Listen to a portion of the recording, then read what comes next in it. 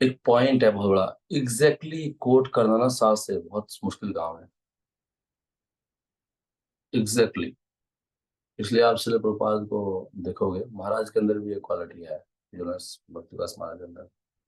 Exactly एक word भी इधर उधर ना जाए, इसके लिए बहुत तपस्या चाहिए, इसलिए बहुत स्टडी चाहिए।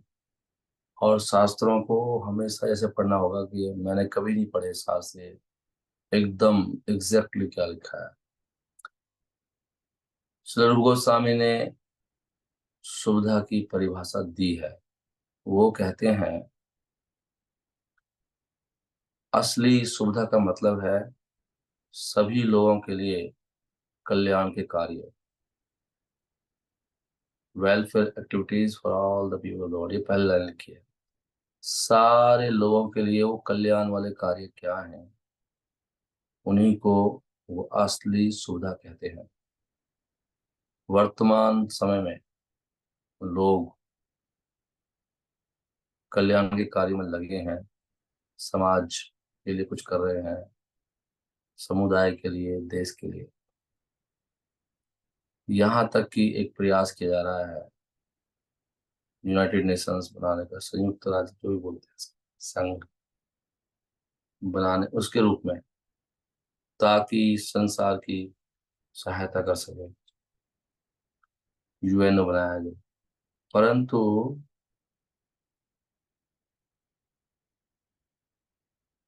इसमें कमियां हैं। लिमिटेड नेशनल एक्टिविटीज, सीमा है इन सब चीजों की, राष्ट्रीय कार्यों की। ऐसे जो प्रोग्राम है कल्याण के, लोगों के, पूरे संसार के लिए, वो संभव होते नहीं। तो कृष्णा भावनामृत जो आंदोलन है, किंतु इतना अच्छा है कि ये सारी मनुष्य जाति के लिए सबसे ऊंचा लाभ दे सकता है। हर व्यक्ति इस आंदोलन से अट्रैक्ट किया जा सकता है और हर व्यक्ति इस परिणाम को महसूस कर सकता है। इसलिए रूप गोस्वामी और जो दूसरे विद्वान हैं वो सहमत होते हैं इस बात से कि एक बहुत बड़ा प्रोग्राम किया जाए, प्रोपोगेंडा, कृष्णा भावनामृत आंदोलन का। सेवा का मतलब पूरे संसार में भगवान कृष्ण की सेवा का, वो ही सबसे बड़ा बिल्कुल ही तो प्रचार की बात कर रहे हैं। Is the highest humanitarian welfare activity सुविधा। आगे बताएंगे आप। तो अभी तो ये पॉइंट आया। तो ये कृष्णा भावनामृत आंदोलन किस प्रकार पूरे संसार के ध्यान को आकर्षित कर सकता है और किस प्रकार हर व्यक्ति इस कृष्ण चेतना में सुख महसूस कर सकता है, ये बात पद्म पुराण में बताई गई है। एक व्यक्ति जो पूर्ण रूप से भक्ति में लगा है, उसको समझना चाहिए कि वो व्यक्ति पूरे संसार के लिए सबसे बड़ी सेवा कर रहा है। देखो बहुत अच्छा पॉइंट है। ऐसा पद्म पुराण कहता है, ये लाइन ऐसा होनी चाहिए। जो शुद्ध भक्ति कर रहा है, फुल बताया, फुल, इसका मतलब हमें फुल टाइम होना पड़ेगा। और अगर फुल टाइम भी नहीं हो रहे तो जो भी हमारे कार्य हैं वो वरना आश्रम के हिसाब से होने चाहिए। नहीं तो शुभदा नहीं है वो। शुभदा का मतलब क्या है? तब जाके मंगल होगा। और हमें फुल कृष्णा कॉन्शियसनेस का मतलब यह है कि हमारा सोचना भी शास्त्रों के हिसाब से होना चाहिए। तो मुझे समझना चाहिए कि अगर मेरे जीवन में किसी प्रकार का कोई समस्या है, उलझन है, किसी प्रकार की थोड़ा भी कुंठा है किसी प्रकार की, वो इसलिए है कि मैं पूर्ण कृष्ण चेतना में नहीं हूँ। इसका कारण कोई और नहीं है, ना कोई देवता, ना कोई वस्तु, ना कोई व्यक्ति। मैं इसका कारण है मेरी शुद्ध भक्ति, फुल भक्ति नहीं चल रही। ये तो कह रहे हैं सबसे शुभदा क्या है? शुभदा नहीं आपकी लाइफ में अशुभ हो गया, वो मेरा मुंह लटका पड़ा है, क्यों हुआ है? तो फुल कृष्णा कॉन्सियसनेस नहीं है। And to be pleasing everyone in the world. एक व्यक्ति जो पूरी कृष्ण चेतना में सेवा कर रहा है फुल, वो सबसे बड़ी सेवा कर रहा है। एंड टू बी प्लीजिंग, वही वास्तव में सबके लिए सुखदाई है व्यक्ति, जो ऐसे कर रहा है, शुद्ध भक्ति कर रहा है खुद ही इज फुल। का मतलब क्या है उसमें? फुल में प्रचार भी है ना, कीर्तन भी है। फुल कृष्णा का मतलब पूरी नौ, पूरी एक्टिविटी, सब एक्टिविटी हो रही है, 64 भक्ति के अंग हो रहे हैं। तभी तो बोलेंगे फुल कर रहा है तो भाई, पूरा फुल का फुल। तो ऐसा व्यक्ति क्या कर रहा है? वो खाली मानव समाज के लिए ही नहीं, वो तो पेड़ों के लिए, पशुओं के लिए भी सुखदाई है, क्योंकि वो भी ऐसे आंदोलन से आकर्षित होते हैं। इसका उदाहरण दिया जा सकता है, स्वयं चैतन्य महाप्रभु ने दिखाया कि जब वो झारखंड के वनों से गुजर रहे थे, यात्रा कर रहे थे मध्य भारत में, इस संकीर्तन आंदोलन को फैलाने के लिए। शुद्ध भक्ति का ये मतलब है, शुद्ध भक्ति के लक्षण बता रहे हैं। शुद्ध भक्ति कौन कर रहा है? फुल कृष्णा कॉन्शियसनेस में ये प्रचार। शुद्ध भक्ति का मतलब है कि वो व्यक्ति शुभ है, उनके कार्य ऐसे है। पेड़, यहाँ चीते, हाथी, हिरण, पूरे दूसरे और भी जो जंगली जानवर हैं, सब ने उनको ज्वाइन किया, और सब इस प्रकार भाग ले रहे थे पूर्ण तरीके से। सब डांस कर रहे थे और हरे कृष्ण महामंत्र चैंटिंग कर रहे थे। तो अभी तक तो प्रचार का मतलब सब बता रहे हैं, लोगों के कल्याण के लिए कार्य करना, वो क्या है?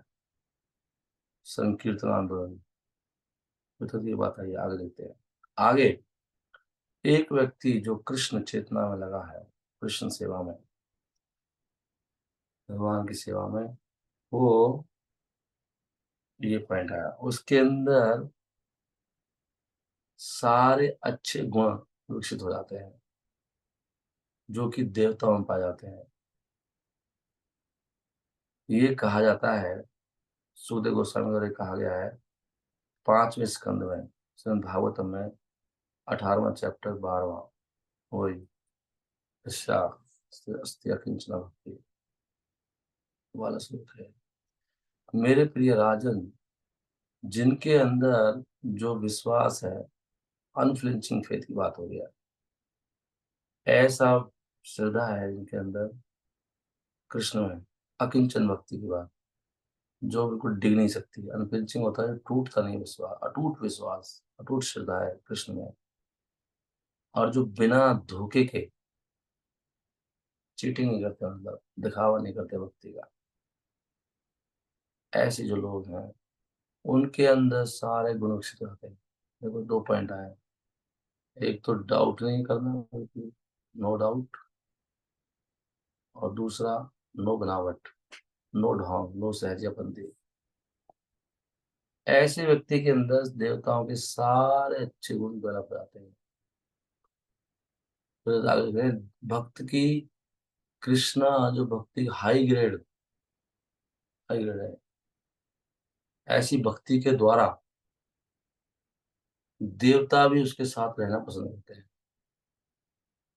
इसको बोलते हैं शुद्ध भक्ति का चमत्कार। इसलिए ये कह सकते हो आपकी सारे गुण देवताओं के उसके शरीर में ही आ जाते हैं। देवताओं को कह सकते हैं दिव्य गुण।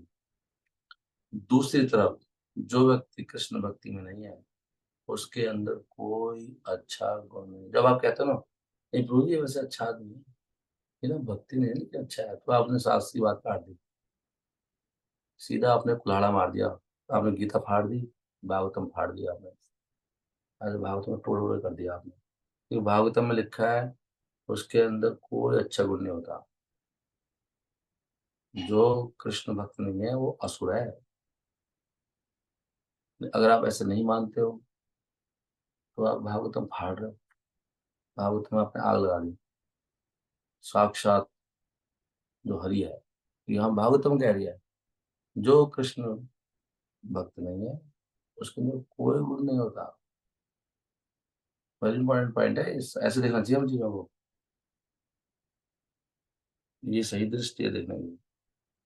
वो चाहे कितना ही बड़ा पढ़ा लिखा क्यों ना हो, चाहे आईआईटी हो, आईआईएम हो, कितना बड़ा विद्वान क्यों ना हो, साइंटिस्ट क्यों ना हो, he may be highly educated from the academic point of view, but वास्तव में जो उसके कार्य हैं वो तो पशु से बेकार है। देखो क्या लिखा है रूपा जी,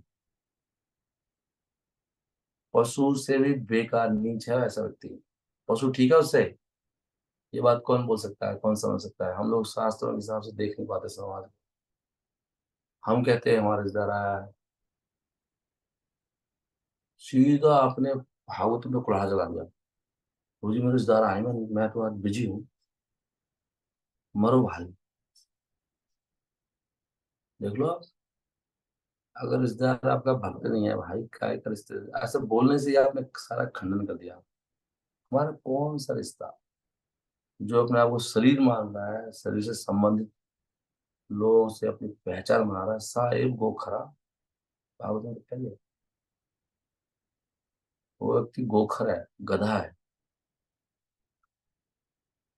तो उस समय हम कहते गुरु जी मैं गधा हो गया, भक्त नहीं रहा मैं आज, तो गधा हो चुका हूँ, भक्त का हूँ मैं, ऐसी बातें कर रहा हूँ। Even though a person is highly educated academically, और चाहे कोई ऐसा व्यक्ति बहुत ज्यादा पढ़ा लिखा क्यों ना हो, अगर वो ऐसे जो मानसिक उसके कार्य हैं, मनोधर्म मतलब कार्य, उनसे पार नहीं जा सकता, तो वो क्या करेगा? भौतिक कार्य करेगा और हमेशा अशुद्ध रहेगा। ऐसे बहुत लोग हैं आज के आधुनिक युग में, जो बहुत पढ़े लिखे हैं, बड़ी बड़ी यूनिवर्सिटी में पढ़े लिखे हैं वो, परंतु ये देखा जाता है कि वो कृष्णा महान आंदोलन को स्वीकार नहीं कर पाते और देवताओं के गुण विकास नहीं कर पाते। This is the point. उदाहरण के लिए, एक कृष्णा भावनामृत लड़का, चाहे वो कोई बहुत पढ़ा लिखा ना हो, किसी बहुत बड़ी यूनिवर्सिटी में, तुरंत वो अवैध संबंध, मैथुन का सुख को छोड़ देता है, तुरंत छोड़ देता है, और जुआ खेलना छोड़ देता है, मांस खाना छोड़ देता है, नशा करना छोड़ देता है। जबकि जो कृष्ण भक्त नहीं है, चाहे वो कितने पढ़े लिखे क्यों ना हो, अक्सर पाया जाता है कि वो ड्रंकर्ड होते हैं, पियक्कड़, मांस खाने वाले, सेक्स के पीछे घूमते रहते हैं जगह जगह, और झूठ बोलते रहते हैं, जुआ खेलते रहते हैं। ये सब प्रैक्टिकल उदाहरण है, सारे व्यवहारिक उदाहरण है कि कैसे कृष्ण भक्त के अंदर सारे अच्छे गुण विकसित हो जाते हैं। सुविधा का मतलब ये भी है ना। फिर चार हो गया, और दूसरा उसके अंदर सारे गुण आ जाते हैं अच्छे। गुणों की बात चल रही है, कोई गंदी आदत थी उसके अंदर। जबकि व्यक्ति जो कृष्ण भक्ति को स्वीकार नहीं कर पाता, वो ऐसा उसके अंदर ये गुण नहीं होते नहीं। हम ये सब अनुभव करते हैं कि कैसे जो हमारे भक्त हैं, बच्चे, यंग लड़के हैं, बुआ जी कह रहे हैं, वो ना सिनेमा देखते हैं, ना नाइट क्लब में जाते हैं, ना वो नंगे नृत्य देखते हैं स्त्रियों के, ना रेस्टोरेंट में जाते हैं, ना ठेके पे जाते हैं, वगैरह वगैरह। बिल्कुल मुक्त हो जाते हैं वो, अपना बहुमूल्य समय बचाते हैं फालतू की चीजों से, स्मोकिंग, ड्रिंकिंग, थिएटर, डांसिंग। जो कृष्ण भक्त नहीं है, वो आधे घंटे के लिए भी शांति से नहीं बैठ सकता। होता है ना, तो भाग जाते हैं उठ के, आएंगे सेंटर में जाते हैं तो जो भक्त नहीं है, मन टिकने देता होगा, cannot sit silently even for an half an hour. Yoga system teaches that if you become silent, योग पद्धति बताती है, सिखाती है कि अगर आप शांत हो जाते हो, मौन हो जाते हो, तो आप महसूस करोगे कि आप भगवान हैं। ऐसी पद्धति भौतिक लोगों के लिए ठीक हो सकती है, लेकिन कितनी देर अपने आप को मौन रखेंगे वो लोग। ऐसे बनावटी रूप से आप थोड़ी देर के लिए बैठ सकते हो ऐसे ध्यान करने के लिए, परंतु ऐसे योग करने के तुरंत बाद वो दोबारा से उन्हीं सारे कार्यों में लग जाते हैं। अवैध मैथुन, जुआ, मांसाहार और बहुत नॉनसेंस चीजें। परंतु कृष्ण भक्त धीरे धीरे अपने आप को उठाता है, उसको ये सब ज्यादा प्रयास नहीं करना पड़ता। मौन बैठो, ध्यान करो, केवल कृष्ण सेवा में लगने के द्वारा ही वो अपने आप ये सारी नॉनसेंस छोड़ देता है और उसका चरित्र बहुत ऊंचा उठ जाता है। तो जिन भक्तों का चरित्र ऊपर नहीं उठ पाता है, वो उसका मतलब अच्छी तरह से भक्ति नहीं कर रहे, फुल टाइम में, वो फालतू की चीजों में। फुल लिखा है, फुल कृष्णा कॉन्शियसनेस। तो व्यक्ति ऊंचा चरित्र का विकास करता है, एक शुद्ध भक्त बन के चरित्र ऊंचा रहता है उसका। निष्कर्ष ये है, कोई भी व्यक्ति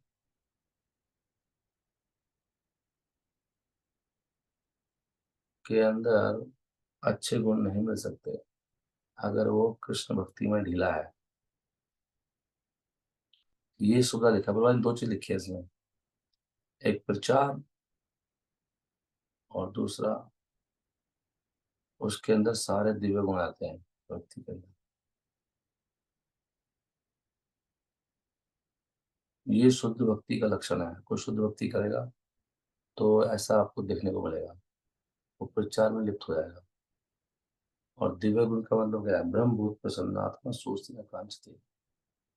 पहली स्टार्टिंग है, व्यक्ति हमेशा प्रसन्न रहता है, ना कोई कंप्लेंट है उसके हृदय में, ये सही नहीं हुआ, अच्छा नहीं है, और ना ही कोई इच्छा है ऐसा होना चाहिए। वो हर हर हाल में खुश है, और समाज सर्विस बहुत ही सुख। राग द्वेष नहीं करता, वो ग्रुप नहीं बनाता, टोलियां नहीं बनाता, मैं मेरा नहीं करता है, ये मेरा पराया। सबकी समदृष्टि आती है, ये शुद्धता गुण है, समदृष्टि होना। समाज सर्वेषु भूतेषु मद भक्ति भक्ति परा। तब जाके अनन्य भक्ति, या अनन्य भक्ति करेगा तो ये गुण सारे आ जाएंगे, ऑटोमेटिक है। जैसे सुविधा, ओके, सुबह सुबह बहुत कुछ किया सकता है, बट समय अलाउ नहीं करता। इसलिए ना इनको बार बार पढ़ना चाहिए ध्यान से, एग्जैक्टली क्या है। जैसे कि उत्साह की परिभाषा क्या है बताओ? उत्साह की क्या परिभाषा है? तो पता नहीं क्या लिखा, उत्साह क्या होता है? पता है, सब लोगों को बहुत बार बात हुई हमारी। नेक्स्ट ऑफ इंस्ट्रक्शन में लिखा है कि वो कृपा जी कहते हैं उत्साह भक्ति में सफलता प्राप्त करने पहला होना चाहिए, उत्साह फर्स्ट उत्साह है। लेकिन उत्साह का मतलब क्या है? जोर से कूदना, नाचना, शोर मचा देना? बोलो, कौन बताएंगे?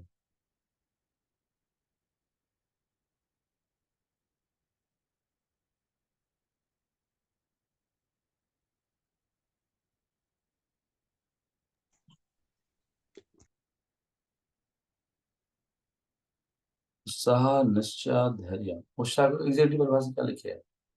आई थिंक बात करना चाहिए बार बार, नहीं तो फिर याद नहीं रहता किसी कुछ। तब नहीं बता पाएंगे। हरे कृष्णा प्रभु जी। बताइए वो। प्रभु जी, वैसे तो उत्साह तो ये है कि ना कि हमें ये है, श्रद्धा है भगवान में पूर्ण रूप से। और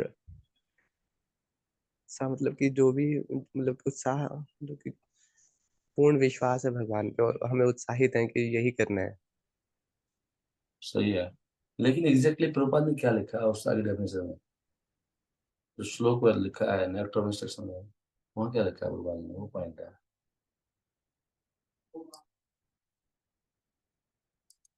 वो बात सही है। वो तो फिर जो आप कह रहे हो तो श्रद्धा की परिभाषा है। श्रद्धा शब्द विश्वास के सुदृढ़ निष्ठा, कृष्ण भक्ति कहले सर्व कर्म कृत, तो श्रद्धा और उत्साह एक ही चीज है।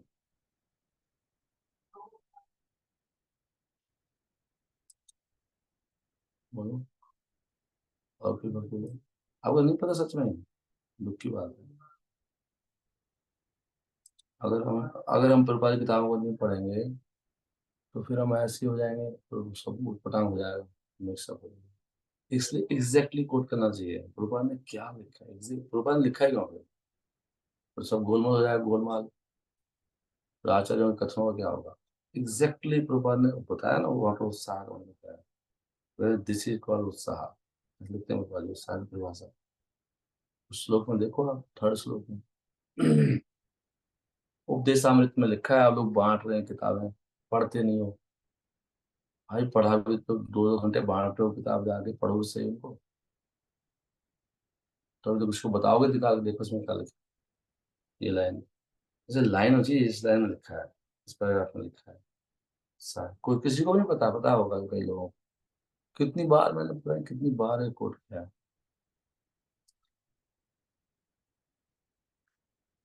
बोलो। मैं बोल रहे,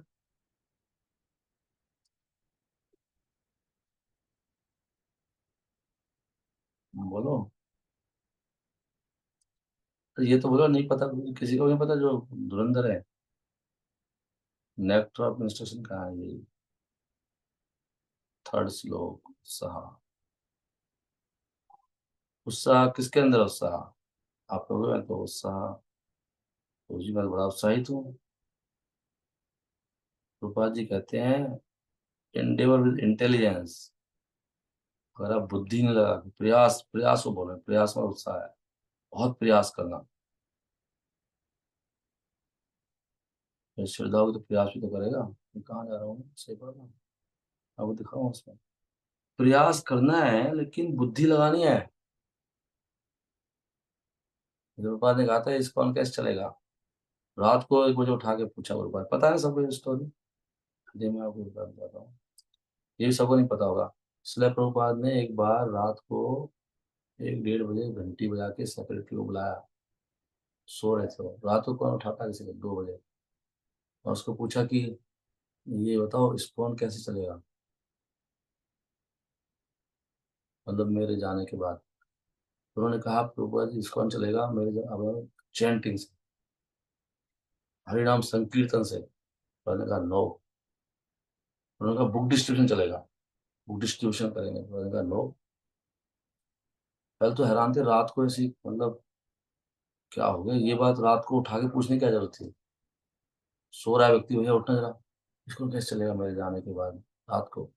और बाद में ये चलेगा ऑर्गेनाइजेशन एंड इंटेलिजेंस से। ना चैंटिंग बोला, ना ग्रंथ बोले, ना बुडिशन बोली, ना कुछ और बोला, ना मंगला आरती बोली, ना श्रवण बोलना। तो ये क्यों बोला प्रभुपाद जी ने, कहा पढ़ लो इलाम में, बहुत ही इंपॉर्टेंट पॉइंट है। इस्कॉन मेरे जाने के बाद चलेगा बुद्धि और ऑर्गेनाइजेशन। बताओ। देखो प्रभुपाद जी ने ये बात, मैं सोचा ये बात कैसे बोल दी है, लेकिन लिखा है, इसमें लिखा है ये, बुद्धि लगाओ, बुद्धि लगानी पड़ेगी। तभी प्रभुपाद जी हमेशा कहते थे कि हमारे सर में गोबर भरा हुआ है। एक दिन प्रभुपाद जी को डांटे हुए, गोपाल कृष्ण महाराज को, अरे यू स्टूपिड, बुद्धि नहीं है। बुद्धि, अब बुद्धि कहाँ से आती है, कौन बताएगा बुद्धि कहाँ से आती है, कौन बताएगा बताओ। मैं क्या करूँ, बुद्धि नहीं है मेरे पास। बुद्धि कब आती है, बुद्धि आती है जब कोई भगवान की इच्छा को बिल्कुल पूरी करने का प्रयास करता है, एज इट इज, बिल्कुल भी चेंज नहीं करता, उसको बुद्धि देते हैं भगवान, ये गुरु से करना है। हम्म। तो यहाँ पे लिखते हैं भक्ति इज सॉर्ट ऑफ कल्टीवेशन, एक तो एक्टिविटी बात कर रहे हैं वो। हम्म। और ढूंढ लेना, नहीं टाइम खराब हो जाएगा। पाजी ने बताना सुनने क्या।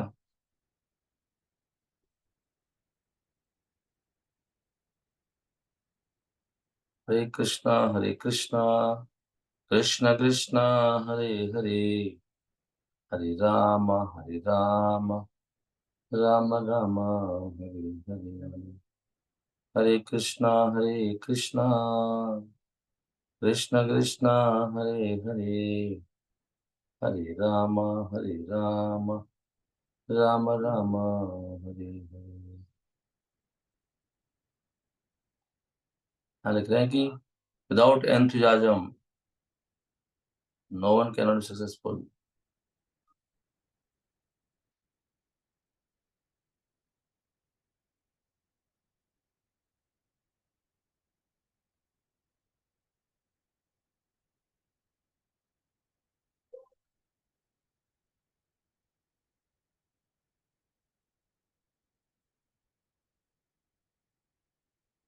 आप ढूंढ के बताना, इसमें लिखा है प्रभुपाद जी ने, ठीक है, मैं कभी ढूंढ नहीं पा रहा हूँ। ये लिखा, ये लिखा मिलेगा इंडेवर, साफ साफ लिखा परिभाषा, साफ साफ बिल्कुल, देख लो, ये आप लोग पता होना चाहिए। endeavor executed with intelligence in Krishna consciousness, प्रयास करना है बुद्धि के द्वारा कृष्ण चेतना में। यह है devotees find the correct means by which everything can be utilized in the service of Lord, निर्बंध कृष्ण संबंधे युक्तम वैराग्यम उच्यते।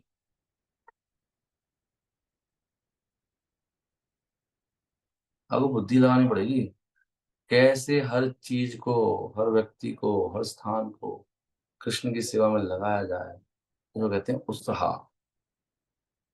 उत्साह में बुद्धि है, बुद्धि लगाना।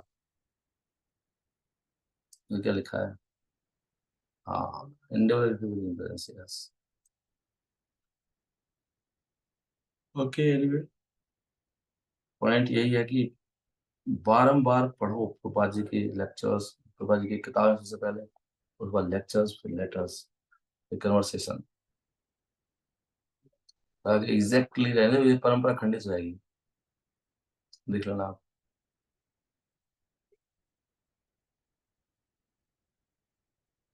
हरे Krishna.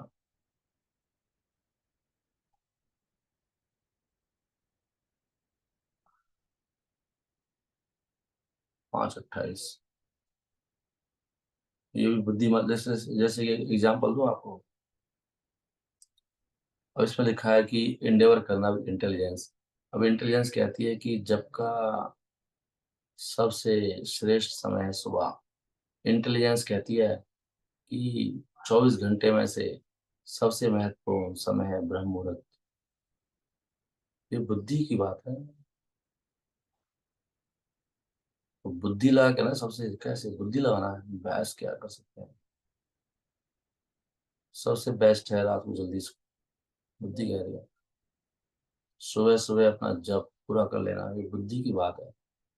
endeavor with intelligence in Krishna consciousness is called उत्साह। अगर उत्साह नहीं होगा तो सफलता का कोई चांस नहीं है, तो उसके लिए निश्चय चाहिए, सुबह ही उठूंगा, सुबह ही करूंगा, ये कर रहा हूं तो सारे काम पूरे हो गए। ये श्रद्धा है, निश्चय है, धैर्य, समस्या आएंगे धैर्य रखो, कुछ काम व्यवस्था है धैर्य रखो, उत्साह निश्चय धैर्य तत्त कर्म प्रवर्तना, ये तो कह रहे हैं, संग त्यागो सतो वृत्ति। तो ये बुद्धि लगाओ, बुद्धि, बुद्धि लगानी पड़ेगी, ज्यादा नहीं खाना है, फेस्टिवल है, बहुत टेस्टी बना है, बुद्धि लगाओ, पेट खराब हो जाएगा। बुद्धि लगानी पड़ेगी।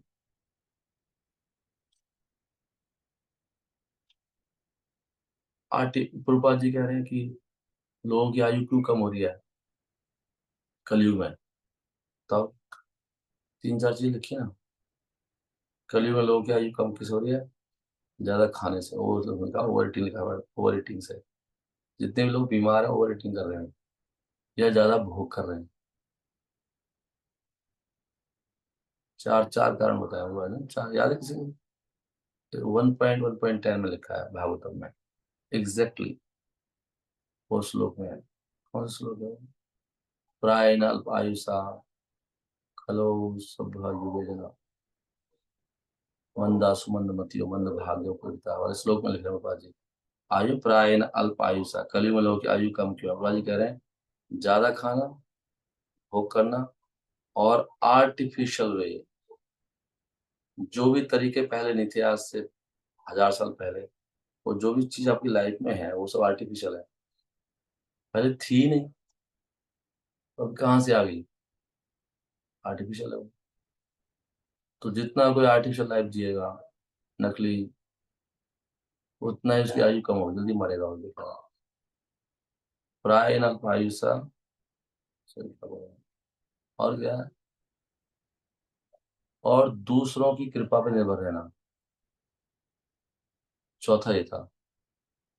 जितना डिपेंडेंट रहोगे फालतू बाहर की चीजों पे, जितना मतलब पॉइंट, जितना सिंपल जीवन होगा उतने आपकी आयु बढ़िया रहेगी। जितना डिपेंडेंट रहोगे दूसरों की दया पर, लोन ले लो, कब के मतलब इंडिपेंडेंस होनी चाहिए ना। गाय और लैंड, ये इंडिपेंडेंस है। ना जमीन कहीं जाने वाली है, पता नहीं कल दूध वाला आया ही नहीं, अभी डिपेंडेंस है, दूध वाला वेट कौन, आया नहीं आया नहीं आया नहीं। मंडी में सब्जी सड़ी गली आती है, वो पता नहीं मिलेगी, आज मंडी बंद है। मार्केट, ये सब डिपेंडेंस, बिजली नहीं आई तो कैसे काम चलेगा? ये सब आर्टिफिशियल लाइफ भी है और डिपेंडेंस भी है। इसलिए हम सब लोग जल्दी मरने वाले हैं। सब 60 70 से 70 हो जाएंगे मैक्सिमम लोग। नेचुरल जीवन, over eating, over sense gratification, और आर्टिफिशियल लाइफ, और दूसरों के ऊपर निर्भर रहना, चार चीज उन्होंने साथ मैसेज भेजा। हरे कृष्णा, आप देख लेना। ऐसे एग्जैक्टली कोट करना चाहिए, एग्जैक्टली, बिल्कुल भी ऊपर नीचे नहीं करना चाहिए, एग्जैक्टली कोट करो ना, आचार्य बोल के गए हैं। प्रभुपाद जी ने बोला है, लीलावती में लिखा है कि मैंने आपको सब कुछ बता दिया है, अब just repeat that, you will successful. Exactly repeat करो जो बोला प्रभुपाद ने, कुछ भी चेंज मत करो, nothing. Overeating, over sense gratification, over dependence on others' mercy, and artificial standards of living. हाँ, artificial standards of living, इसे आर्टिफिशियल है। थोड़ी सी गर्मी क्या ही, पंखे पंखे चला दिए एकदम, मर गए उसी में।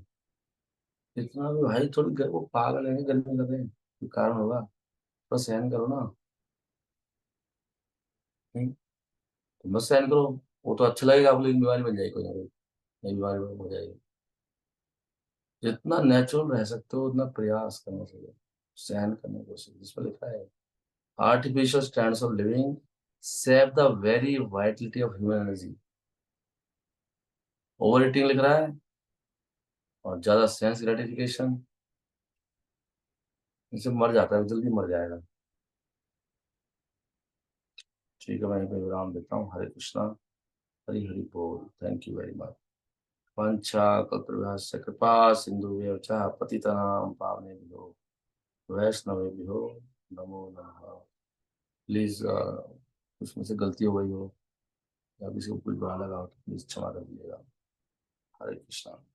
सही भक्त बैठ के जब कर सकते हैं साथ में।